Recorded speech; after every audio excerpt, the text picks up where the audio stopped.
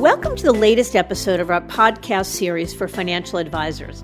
Today's episode is Learning from the Leaders, Bob Mulholland on Roadblocks, Change, and the Wave Towards Independence. It's a conversation with the former UBS leader and current member of the Steward Partners Board of Directors. I'm Mindy Diamond, and this is Mindy Diamond on Independence.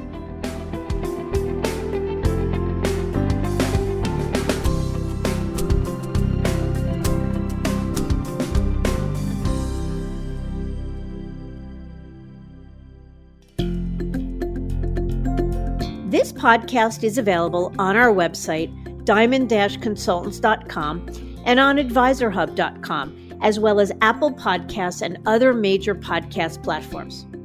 If you are not already a subscriber and want to be notified of new show releases, please subscribe right on your favorite podcast platform or on the episode page on our website. And if you find the content in this series to be useful and know others who could benefit from it, please feel free to share it widely.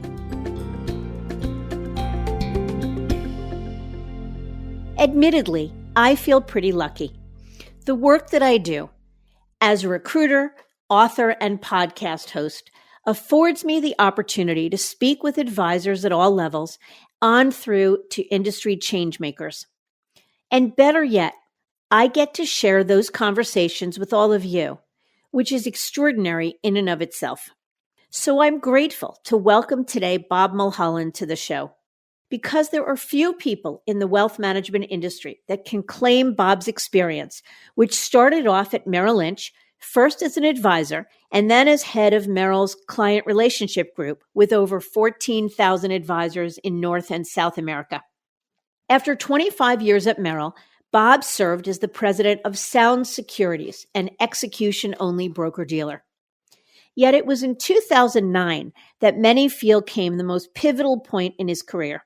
That is when his former Merrill colleague and then UBS America's CEO, Bob McCann, tapped Bob to join him on what McCann called his renewal team at the struggling UBS Wealth Management Unit. UBS was in tough shape following the 2008 crisis. Industry media reports said that advisor headcount within the wealth management group dropped over the next 3 years from 8,248 to 6,796, and $32 billion in assets walked out the door. But as many will tell you, Bob played a key role in the turnaround of the firm.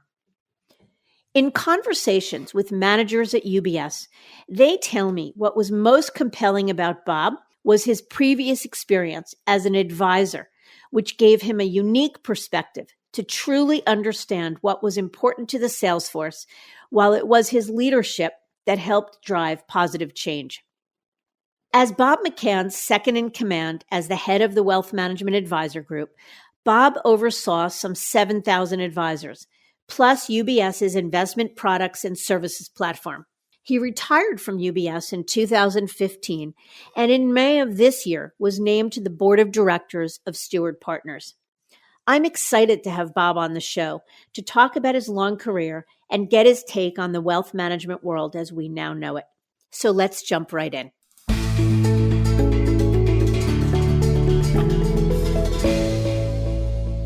Bob, thank you so much for joining me today. It's my pleasure. Thanks for the opportunity. You bet. Lots I want to ask you. So first of all, I know that your name is a very familiar one in the wealth management space, both amongst advisors and branch managers, and also someone who is really very well regarded. But most recently, I want to just, for some background, you served as the head of the Wealth Management Advisor Group at UBS, while the bulk of your career, some 25 years, you were in the senior field leadership role at Merrill. And there was a 5-year stint between the two firms when you served as the president of an execution-only broker-dealer. So would love it if you would just take a minute and tell us about yourself, if you would. What led you from Lehigh University to the world of financial services? All right, great question. First, I'll tell you that I graduated from Lehigh in 1974. For the students of economic conditions at the time, it was a pretty deep recession. So it was tough to get a job. I landed a job with a friend of mine at Roadway Express, which was the largest trucking firm in the United States at the time. Roadway did is they paid you more than I would have made at some other firms, but they made you work a lot harder. So truth be told, at Roadway, we generally would work 60 hours a week. So the one good thing I know about Roadway, and I say to people when they ask, well, how did that help you? I said, it taught me how to work hard. In 1977, 3 years later, I got married, still married now, 43 years, have 2 kids. They're grown. They're off the payroll. They have kids. I have 5 grandchildren. So let's just say life is pretty good. Life sounds really good. That's wonderful. So why Merrill Lynch then as your first stop? All right. Well, after 5 years at Roadway, I realized I didn't want to be in the trucking business the rest of my life. And I knew some folks who were in we'll call it the stock brokerage business. And I said to myself, they're not any smarter than me. I know that they don't work as hard. So I asked a friend, if I work 60 hours a week, can I make more than I do now? And his answer was in the brokerage business. And his answer was yes. And that was a seminal point in my life. I said, okay, I'm in. So I was told that Merrill Lynch had the best training program, which I still to this day believe at the time that they did. It's an interesting story because I had 4 interviews and I said they just keep having me come back and come back and come back. And then they screwed up my appointment for the famous Merrill Lynch simulation. And I was told, you're not set up today. And I just went back to the office and I said, I can't take another day off. I can't go back to this simulation. Either you know me after 4 interviews, whether you want to hire me or not. And truth be told, I never did go to the simulation. I'm the only person that I know that never went through the simulation, back then. So I guess I was the lucky one. If I did do the simulation, I probably wouldn't be in the business today. Oh, it's so funny. And then you were at Sound Securities, the execution-only broker-dealer, and then UBS. So Sound Securities between Merrill and UBS. Why the change? Yeah, well, I liked my stint at Sound. I was working with very good friends of mine. One was my manager at Merrill back to 1982. We had a nice little firm. We were growing. But quite frankly, at the time, I was 57 years old. I had to take stock in myself and said, you know what, I still have a little gas in my tank and I have some time for one more run if I had an opportunity. And the UBS opportunity presented itself. And quite frankly, I jumped at it. And what it did is it gave me the ability to do what I did at Merrill Lynch, which I love to do, is run a sales force. Going in, I said to myself, if I'm 57, I'm going to give this 5 to 7 years. In 5 to 7 years, it'll give me and the team a good chance to turn around a major firm. And it was pretty exciting. Yeah, and I want to come back to that, but let me, for perspective also right now, speak of gas in your tank. In May of this year, it was announced that you joined the board of Steward Partners. And for anyone not familiar, Steward is what we would call sort of a quasi-independent firm, a firm where advisors are part of an independent partnership, if you will, but have all of the plug-and-play infrastructure of a traditional firm. And I imagine that any one of the many firms in the independent space would have loved to have someone like you join their team. Why Steward?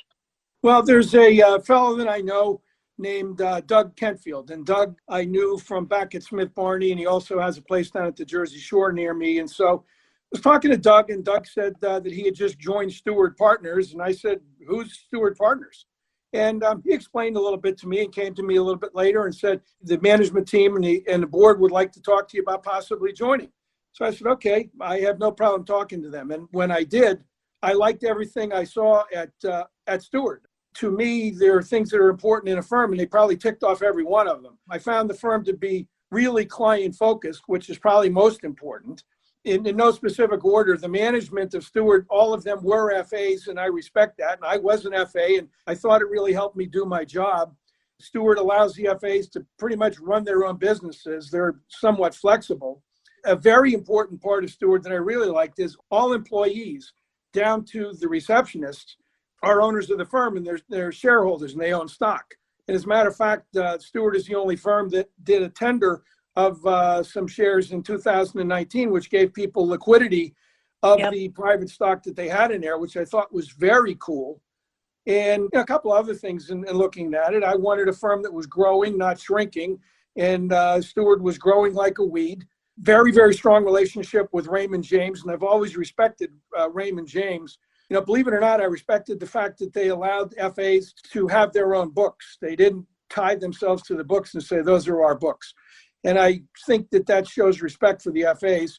And, lastly, there's flexibility within Steward. You can be 1099, run your own business, have your own business, or W-2, have your business within Steward. So quite frankly, when I looked at it, Steward offered everything that I wanted in a firm. Yeah. And maybe the precursor even to that question, and we're big fans of Steward, I might add, but perhaps the precursor to that question is more why the independent space? I mean, I have to imagine that 5 years ago when you left UBS, while the migration toward independence had already started, it probably wasn't quite as accelerated as it is today. And I find that most wirehouse managers are pretty unfamiliar with the options in the independent space. I mean, your comment, who is Steward? That sounds about right. So why the independent space? What did you know about it and what appealed to you about it? Well, obviously, in the last 5 years that I've been retired, and even before that, there you saw a wave starting. And so, I still read and I still get things and I read up on independence and I try to keep up with what's going on in the industry. And so I guess when you think about it, I've always been a fan of the old Wayne Gretzky quote that says, skate where the puck is going to be. So with this bit of gas I had in my tank, I said, there's been steady movement from large firms to independents. And the large firms' FA headcounts have been dwindling. And for what it's worth, I'll give you a few numbers that impress me, is that Steward's now only 7 years old. And they've gone from their first FA to 130 FAs, 16 billion in total assets, 2 billion in net new money this year, which I find to be really good compared to many of the wirehouses. And believe it or not, it was just written up as the 24th largest RIA. So it's a real firm that I saw the ability to go somewhere that was doing in excess of $100 million in revenue. And down the road, I could foresee multiples of that. And that was kind of exciting. The other reason, big reason, I was very impressed with the quality of Steward's board. One of the first things I did was look at their website and say, okay, if I'm on the board, who am I going to be on with? And quite frankly, my eyebrows went up when I looked, because I said, geez, these are senior executives who have been CEOs or in publishing and HR, in government, in private equity. On the board, many people know Charlie Johnston, former Smith Barney CEO. So I'm joining a group of really, really good professionals, not a couple of friends of the Steward CEO and president. They're really good, and I'm proud to be with them. So that was one of the things that really got me to think, quite clearly about Steward. Yeah. Bob, let me ask you a question. It is my experience that wirehouse leaders are often very dismissive of the independent space, the whole drinking the Kool-Aid thing. What was your sense of the independent space in general and the advisors that you saw moving there when you were at and then left UBS? Quite frankly, I used to think of the independents as a place where substandard FAs would go who, were getting dinged by the larger firms with, what would be called the penalty box. They would have a lower payout because they weren't doing enough business or whatever. And it was a landing space for them where they can get paid more. And I never really thought of them having the same quality as was in our own firm. But now that I'm at Steward, I look and the average FA is approximately $1 million per FA in revenue. So it's pretty much the same. And I'm impressed with the people that have gone there and also the longevity of the people in larger firms who have made a switch after a long time. So my view from the past has been changed 100%. Yeah. What's interesting to me is that the diaspora toward independence began with advisors probably a decade ago. And every wirehouse manager at that time dismissed them as, just as you said, a place where substandard FAs went. But over time, it became hard to dismiss it as you watch every day billion and $5 billion teams walk out the door from the wirehouse world. But the second phase of the migration was where wirehouse managers began to move toward the independent space. Some of them because they were forced out and into it, and others, many others, proactively because they began to see what the advisors began to see, and that was exciting. So let me ask you a question. What were you hearing and seeing from advisors and managers in the field at UBS prior to your departure? What was the temperature? What was the general sort of sense of things, of how happy and content and well-serviced they felt? I guess the big thing is that just business was getting much tougher to do every day. Lots of reasons for that. Some possibly corrected within the firm, some not.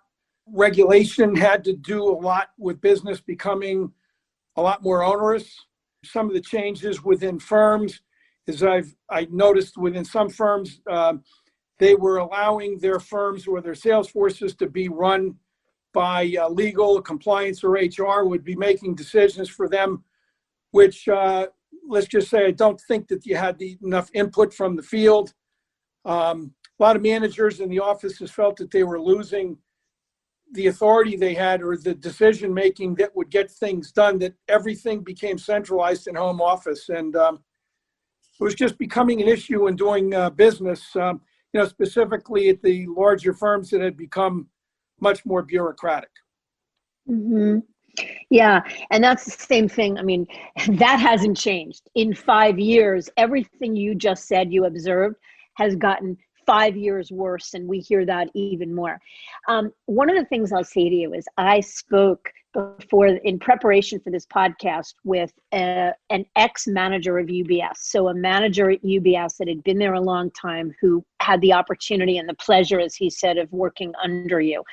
And one of the things he said about you was that you were a leader who had walked in the shoes of an advisor and had run large branches, so walked in the shoes of a manager and understood the pressure a manager was under and understood well how frustrating it can be to feel limited as an advisor. And your comment that, in a lot of cases, these firms now are being run by legal or HR, making decisions for the field can be frustrating. Tell me what you think about that.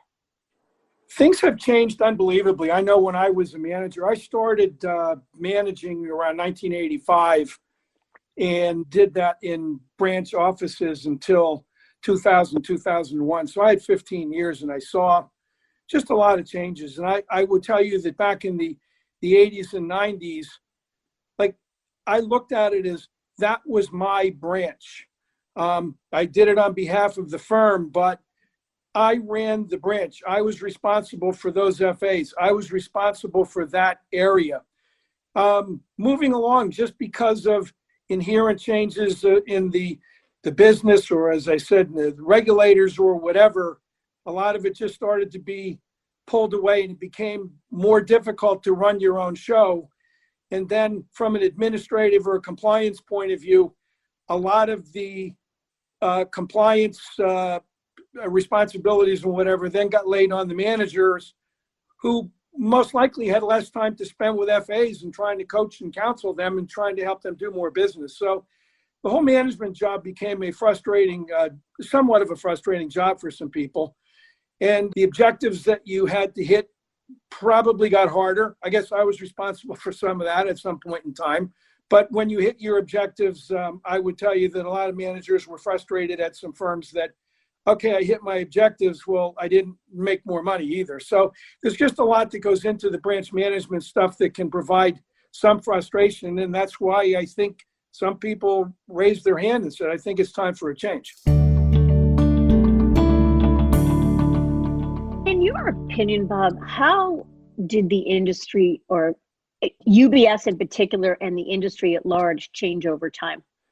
I'm going to go back to the beginning when I started, and I think about how did I get started. And I was a young guy. I was 27 years old, looked like a young guy. I mean, it was difficult to compete because they'd look at me and say, "How long have you been in the business?" And it went from selling a stock or selling a public service electric and gas IPO to a group of clients and doing seminars and whatever. I mean, it changed from that to from selling a stock to actually selling customized solutions. So when you think of the decades that went by, the changes were unbelievable. I think that the changes in technology have really been a catalyst for the change in the business. I mentioned before, I was young, I was 27, and it was really tough for young people to get started. And we didn't have teams that people could get on back then. You started calling people. Right now with the technology, young people can call, and through the use of technology and tools, they can compete with any other FA, and sometimes even better than those that are older but stuck in the past. Another big change that I see in the business is, unfortunately, or I don't know, fortunately or unfortunately, the average age of an FA is getting older and older. And I don't know what it is right now, but I know when I was at UBS, it was somewhere in the late 50s years of age. And now it's probably, 60 years old. So there are less training programs. And I worry about this gap between the newer FAs coming in who are going to be able to be there with the firm in the future. And I don't know if training, the training that exists right now is, most of it is just around call centers. So I don't know if that's actually the best training. I could say that I know when I came in, I was very well trained. Another big change is again, I have mentioned the decisions have been pushed away from the field. And so just a lot of changes over the years. And I would say the better managers are those that are able to adapt to them. And I had a lot of changes when I was a manager too. And you know what I did? I went with the flow. I worked with them, and I just kept moving on and kept my head facing forward and saying, I got to keep moving forward. And I did. So I never let changes get the best of me. Yeah.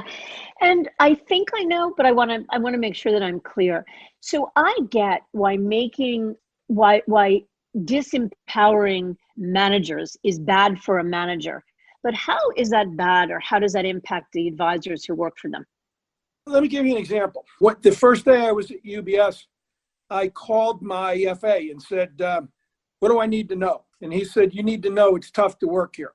I go, what are you talking about? And he goes, all the things that you have to do to get business done is ridiculous, and you just can't get things done. So I said, all right, do me a favor. Let me talk to your administrative assistant.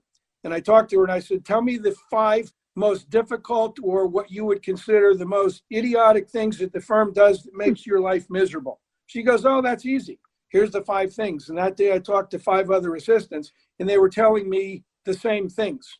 So what happens is all of these things, especially with the assistants are trying to get things done for clients, and they see roadblocks. And so what I tried to do way back then was push the decision-making back to the branch, where the branch office manager would say, all right, here's what we are going to do. And they would have to live and die by that decision.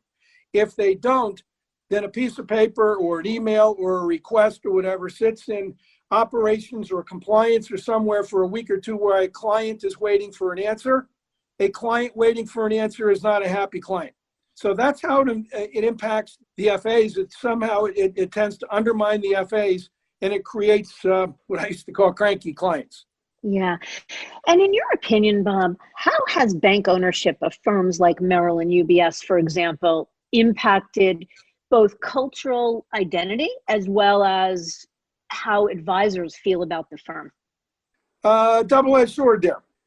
First, I love the fact that some of the banks came in and I'll call it took over the firms. If they did not, the firm might not be in existence today. So thank you to the firms that saved those that they took over. Now, on the other hand, I've seen very few, if any, examples of firms that have been taken over that the integration went, really well. It's very tough to break down this shirts and skins that exist between the two firms, who won, who lost, or we are the acquirer attitude, so we're going to do it our way. So in my view, my view is that FAs have become less loyal to the combined firms because they lost that family aspect of the firm. This is my family. There's trust, there's culture. And too many times they've done things that have negated some of that trust or the culture. So I haven't seen a lot of examples. I'm sure that they are out there, but, I don't want to name any firms right now, good or bad. Yeah, no, of course. And an important question I'm curious about, what do you think of these retire in place or sunset programs that are so popular today? From the firm's perspective, they're great ways to tie advisors up. Sentiment has been mixed. Great for senior advisors. Some of the next gen inheritors don't love being tied by the firm. But examples, Merrill's CTP or UBS's Alpha program, et cetera. What do you think? Good for next gen advisors or not so good? I love the program for almost all constituents. They're good for FAs to some extent because what they allow FAs to do is create equity in businesses that they built over a period of years. So if I was still an FA right now, and I would have been in the business for 41 years, if I decided to retire, it's nice for me to be able to sell the business, so to speak, and get what I built up like any business owner. So in that way, it's good. I think it's very good for clients. And that's probably the more important part because it's a much smoother transition where you're allowed to work with a person or a team, rather than get a phone call one day from someone who says, hey, Bob left and I'm handling your account. A little abrupt. So, what it does, it allows for a very smooth transition. The thing that I guess I'm not sure that I don't like as much about the programs, or what I like about Steward versus some others, is Steward, along with Raymond James, does not have a non-solicit policy. So when you're in these programs and you say, I'm going to go in the program, you immediately have signed your book away, and your book is owned by the firm. Right. At Steward, your book is never owned by the firm, it's owned by you. And I kind of like that because it was your book for 40 years. On the 40 year and the first day that you signed it, I don't know why it should be, anything having to do with that book can be taken away. And firms could do something that you might not want to be done with your clients. So I like that aspect about Steward and Raymond James. Well, so you hit it on the head. I mean, your comment that those programs allow an advisor to create equity in a business they built, true, but that advisor doesn't really own the business at the end of the day, or the next gen inheritor who's buying that business out of his own revenue doesn't own the business at the end of the day. And it's one of the biggest reasons why folks are going independent, because if they had control, if the senior advisor who's retiring or the next gen inheritor had control over the business and the things, the mandates that might change affecting the business over the life of the agreement, that would be one thing. But the biggest complaint we hear about it is that these advisors have no control and they're not really building equity that they don't own at the end of the day. What do you think about that?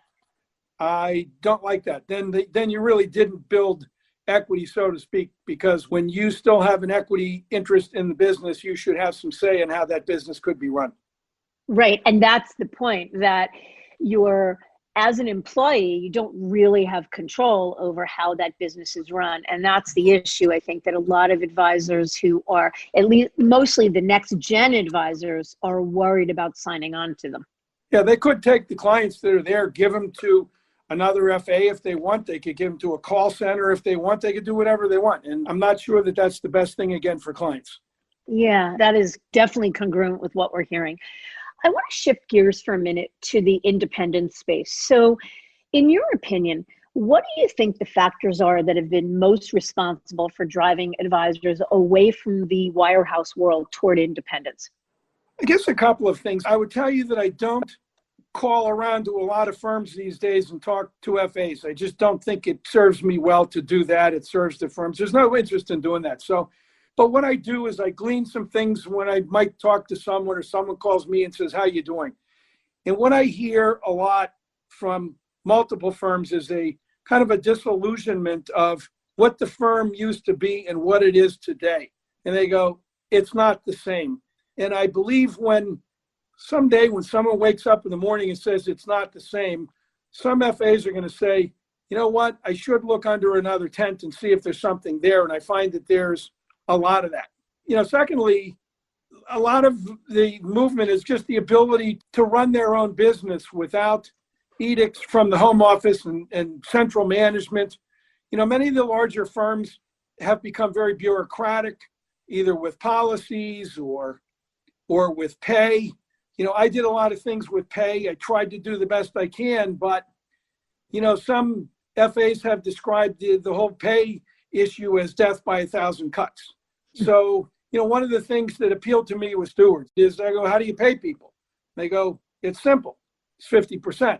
I go, okay, well, what's next? And they go, nothing. There's no small ticket policy. There's nothing for discounting.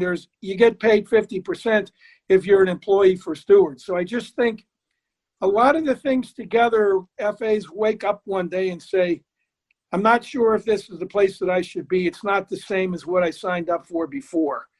And basically, I would leave it at that and say that's it.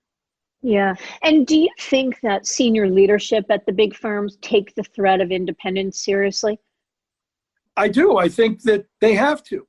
They look at the independence. They look at the Cerulli numbers. The last I saw a Cerulli report, it said in 2010, wirehouses were 50% of wealth management revenue.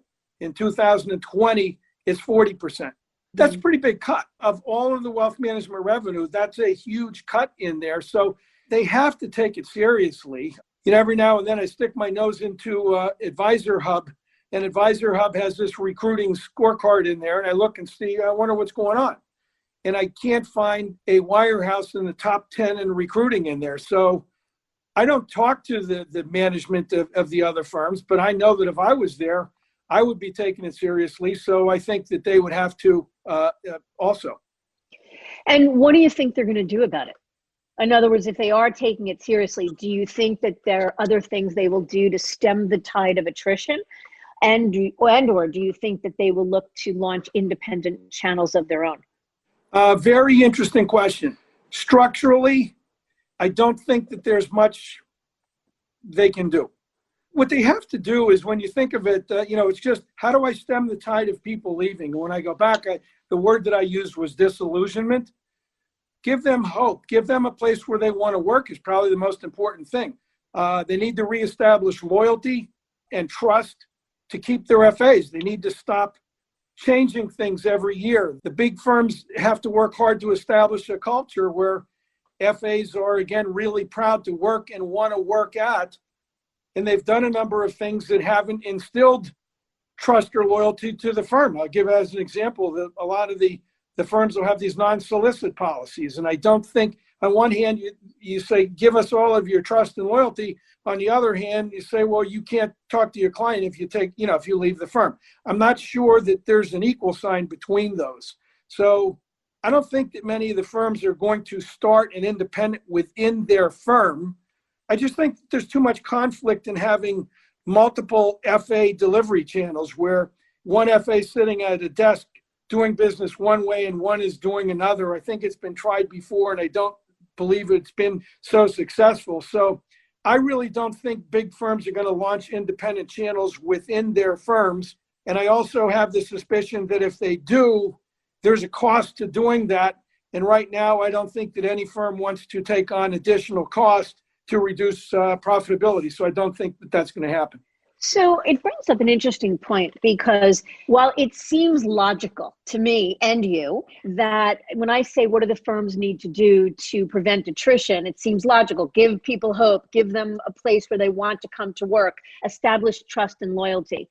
Yet what they're doing, instead of doing those things or taking actions that would instill more trust and loyalty, instead they're seeking to tie more advisors up via these retire in place programs. And again, while the retire in place programs can be very good for a senior advisor, it allows him to monetize his life's work, it isn't always in the best interest of the next gen, and certainly shouldn't be the only way. It certainly doesn't do a lot to engender trust and loyalty. So it feels like they've sort of got it wrong. Do you agree with that? Yes, there are two things that they can do. One is just tone down the bureaucracy a little bit. And I'm not saying blow up compliance or regulatory or whatever. Maybe even it's more communicate better as to why they are doing some things or why they have to do things. I think communication is a major part of trying to establish trust and loyalty within the the FA rank. So I do believe that there's a lot to do that have nothing to do with making major changes in the firm. It just has to do with showing respect of FAs in what they do and make sure that the FAs know that they're important and feel loved. Yeah, I think that's respect is a good word. I think that a lot of what goes on in the major firms feels like a lack of respect. The advisors feel more like a distribution mechanism as opposed to a person that the firm, really cares about. Let me go back to your role at Stewart. So I know you're on the board, but how involved in recruiting or day-to-day operations will you be? I don't think that any board member of any firm should be intimately involved in the day-to-day. So, I've kind of been there, done that. And it was very clear when I came on to Stewart, I don't intend to run the day-to-day, and I don't intend to jump in front of the senior executives who were there, who have done a very capable job of growing the firm and running the firm for the last 7 years. And they've done really well. And the board is very, very supportive of them. So if one of them calls me and says, can I run something by you? I'm certainly going to help answer the question. Like a lot of what I have is what they would call institutional experience. A lot of things that they run into, I've probably run into myself over the last 40 years, and I'm happy to help. And I'm happy to give them my opinion. If they accept my opinion and do it, fine. If they don't accept my opinion and do something else, fine. But at least I offered.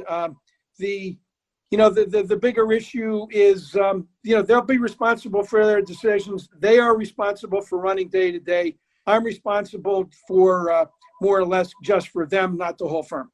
Mm-hmm. And how about recruiting, Bob? I mean, I have to imagine that there are plenty of advisors that read what I read. When I read that Bob Mulholland joined the board of Stewart, I said, wow, good for Stewart. Since you've joined the board, have some of the advisors that know you and respected you while you were at UBS reached out to you? And what are you hearing from them? I've talked to a bunch of advisors from Stewart along the way.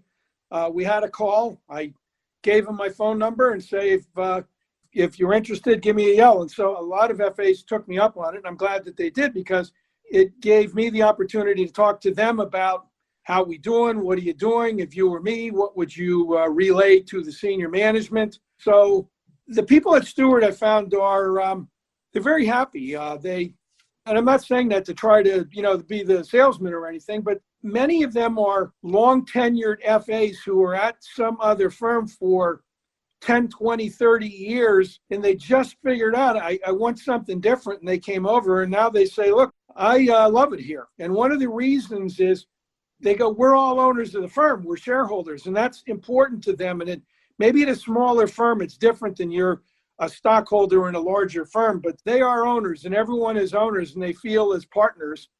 A lot of them comment to me, it's much easier to do business here. And then they say, I came over, and as I got here, I realized I should have made this move a long time ago. And that really solidifies with me that right now we have a pretty good place to work, which makes me proud to be working here. Mm-hmm. But what I was getting at was, how about recruiting advisors to Stewart coming from the Wirehouse world? Have you been in conversation with any advisors that are considering independence or considering leaving? And what do you think they value most, or what's on their minds the most? Well, I'll answer it this way. If you're saying to me, have I talked to any potential recruits? The answer is yes. I don't do it every day. If asked, I will. I'm a shareholder of Stewart. If I talk to someone on the phone who decides, hey, based on the conversation that they might have had with me, they'll come. That's going to help the firm grow.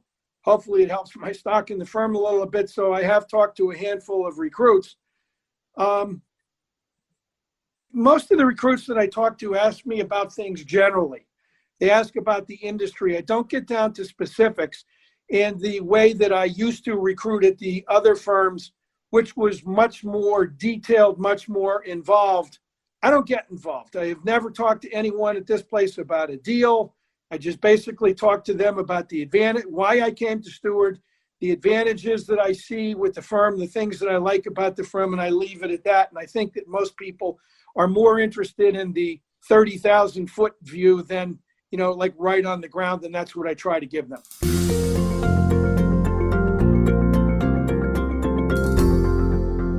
So when those folks ask you, hey, you've had 4 decades of experience, where do you think the industry headed? I mean, it's changed a whole lot in the last 4 decades. So where do you think the industry is headed, and what do you think's coming next? Again, another interesting question. And when you sit back and I think about my career and, the number of years, I look and I say, wow, what I did when I came in and what the FAs are doing today is entirely different. I came back, I only did transactions. I'd call people on the phone and say, we have the best research, so that'll help you with your stock picking. We've come a long way from there.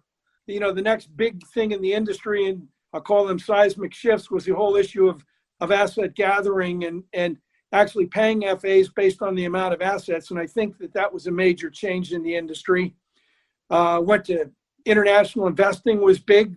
We very rarely did anything international way back when. Fee-based became very, very popular late 80s, financial planning in the 90s, holistic, comprehensive advice after that. And right now, I just think that the biggest thing moving forward is going to be the way the new tools and the way that we will use the technology tools that we have to complement personal advice.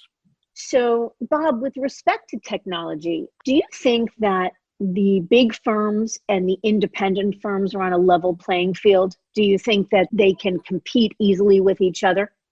I do believe that the big firms and the independents are on the level playing fields because we can go get about any technology that is available today. The larger firms will have it in-house, and we will go out and get the best that we can. So, I do believe that platform, technology, all of that, what is available at one place at a larger firm will be available at a smaller firm. And that's one of the reasons that FAs are saying, I get the same stuff, but I can run my own business. This is a pretty good deal. When I look at what bigger firms are doing these days, they're spending a ton of money on technology. So I would say that, many of the bigger firms, their technology is very robust. I mean, well, we've tied into a bigger firm with Raymond James, but the difference in the technology between the bigger firms and the smaller firms like a Stewart is, how do you use that technology and how do you allow your FAs to use it? So I'll just, I'll give us one quick example, I guess, is social media. Social media is very, very difficult to get into that arena with technology at a larger firm. I think that with a Raymond James, but more specifically with a Stewart, social media and use of things like that or marketing campaigns or whatever, I think are a little bit more flexible than you're going to find at the other larger firms. So again, it's this layer of bureaucracy and policy that gets thrown over everything. But I do believe that the larger firms have done an outstanding job of increasing their technology abilities. Yep. Let me add something. I think the oldest big thing is the big thing that is here to stay. And what that is, it's called personal contact and advice. When I think back to the late 1990s, I shuddered one day when I looked at a magazine and the cover of the magazine was entitled Death of the Stockbroker. And it was at the advent of all of the discounters who were going to undercut all the prices. And they said that they're going to drive the stockbroker out of business. Well, it's 25 years later, and they didn't drive the stockbrokers out of business. As a matter of fact, it's been one of the best businesses to be in ever. Investors, to me, I think it's important that they talk about their big decisions, that they have someone who's a trusted partner. And they want to be comfortable with these combined decisions that they make with their financial advisors. And I've always told groups of FAs, you know what you sell? You sell comfort. And that's the best thing that you can sell. So to me, this convergence of tech and personal contact is a huge deal. I'll give you a very striking example right now. How many people who were in the business a year ago thought that they would be doing the number of Zoom calls that they're doing today? Nobody. They probably didn't even know what Zoom was. Now Zoom is a major way to contact and advise clients. I'll tell you what, when the pandemic is gone, hopefully sooner than later, Zoom is still going to be here, and the FAs are still going to use Zoom. So I'll just use that as a way to say, how do you combine technology and personal contact? That to me is one of the most striking examples. Yeah. So let me ask you a question. If a youngish advisor, someone who was, in the early stages of their career with real potential, came to you and asked for your advice on career strategy, what would you tell him or her? So if the choices were stay at one firm for the whole of your career, 2, make at least one well-timed move and take the biggest recruiting deal you can get, 3 is go independent, 4 is go into management, and 5 is anything else. All right, I'm going to pick 5, final answer. Okay, anything else. You may not like this, but every FA that I've spoken with and tried to counsel over the years, I've always told them, concentrate on the task at hand. Work on today. Don't have your head up thinking about what am I going to do next year? What am I going to do the year? Just concentrate on what you have to do, and things will come to you and they'll be good. What I would tell them is, if they ask, how do you think I get in? I would say join a high-performing, client-oriented team. I think the aspect of joining a team is good. If they help integrate you, you get trained better on a team, I believe, than you're going to, and most likely in a call center. I would tell them to try to develop within that team a strategy where you could fit in to help them grow, whether it's, I'm going to deal with the children of the more wealthy baby boomers that you have, and I'm going to try to bring them on and make sure that we get those that will inherit the assets later. I might think about having them specialize. I think I definitely advise them to get a CFP because I think it's important.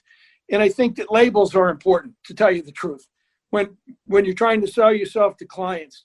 I would talk to them as if you can in your community, and in most communities you can, find out where some of the diverse populations are. And so if you have a Spanish part of the community, there will be a lot of wealthy Spanish people there too. So especially if you're Spanish speaking, work on Spanish speaking clients. It's another angle, but try to find your own niche. And again, just with your moves, keep your head down, work hard, do your best, and good things will come to you. I think that's a great answer. I love that answer. Yeah, now you asked about management, and here's what I would tell you about management. Back in 1980, the managers that I had in my office asked me, begged me, pushed me into management, and I said, okay, I'm going to give it a try. And you know what? It ended up a long time later. I guess it was a pretty good move for me. I would say that I've really enjoyed helping FAs grow, get a huge kick about that. I found it very rewarding.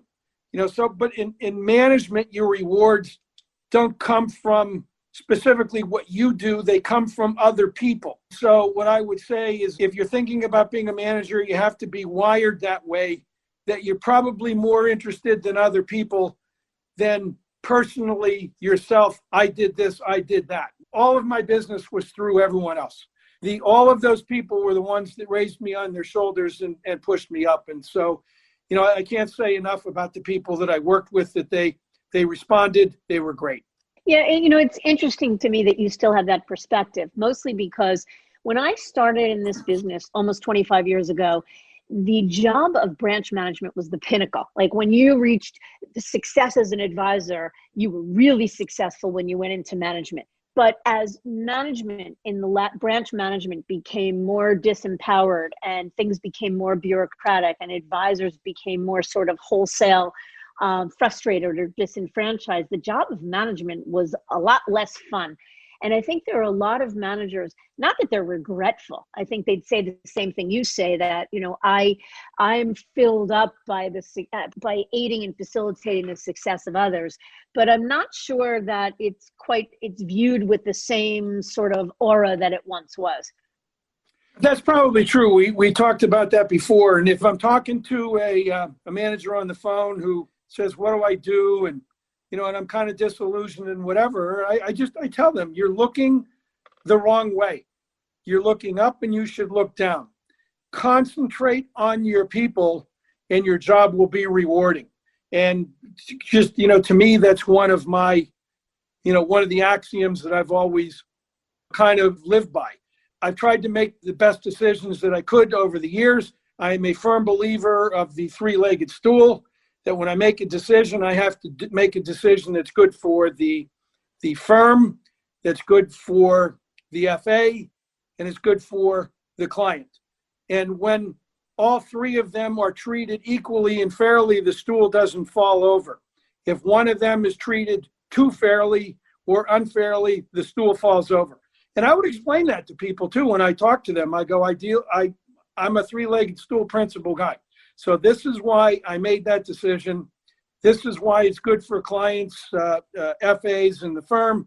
And I have to stick with it because that's the way that I think. So I just think if you're honest with people as managers, they'll cut you some slack and they'll be okay with many of the decisions that you made.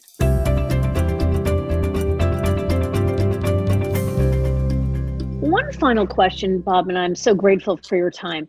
From your perspective, having seen and witnessed firsthand so many advisors' businesses over the years, what are the things that you think the very best advisors do? Again, I'm going to give an answer that I'm not sure that you think is the pat answer, but the best advisors, it's not about being the smartest. It's not about being, I use the tools the best, or I'm the best asset allocator, or maybe even the best performance. Performance does help and it's really important. But I think that best advisors, what they do is they relate. And if you can't relate to your clients, it doesn't matter what your performance is, what you do, nothing else matters. You have to relate. You have to develop really strong relationships with these clients. So there's a very psychological aspect between an FA, an advisor, and a client. And probably the most important thing is that the best advisors develop trust. Their clients trust them implicitly, and there's a bond to the clients. And I said this before, and I guess I'll leave with it, is the best advisors simply give clients comfort. Mm-hmm. Yeah. And what a wonderful thing to say, especially in the midst of a pandemic. What more could an advisor do than give their clients comfort? That's true. And that's why I think I ended with it. Yeah, well, thank you. Bob, I can't thank you enough for your perspectives, for your graciousness in sharing them with us. And certainly we're excited to see what's to come with Stewart and wish you all the best.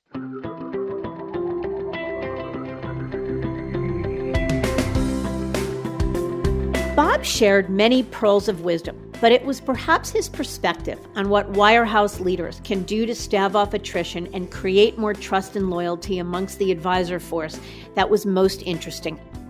That is, to give them hope, respect, more open communication, and a place to come to work that they enjoy. Sounds pretty simple to me. I thank you for listening. And I encourage you to visit our website, diamond-consultants.com, and click on the Tools and Resources link for valuable content. You'll also find a link to subscribe for regular updates to the series. And if you're not a recipient of our weekly email, Perspectives for Advisors, click on the blog link to browse recent articles. These written pieces are an ideal way to stay informed about what's going on in the wealth management industry without expending the energy that full-on exploration requires. Feel free to email or call me if you have specific questions. I can be reached at 908-879-1002 or by cell at 973-476-8578. or by email at mdiamond@diamond-consultants.com. Please note that all requests are handled with complete discretion and confidentiality. And again, if you enjoyed this episode, feel free to share it with a colleague who might benefit from its content. And a special thanks to advisorhub.com for sharing this podcast with their viewers and subscribers. This is Mindy Diamond on Independence.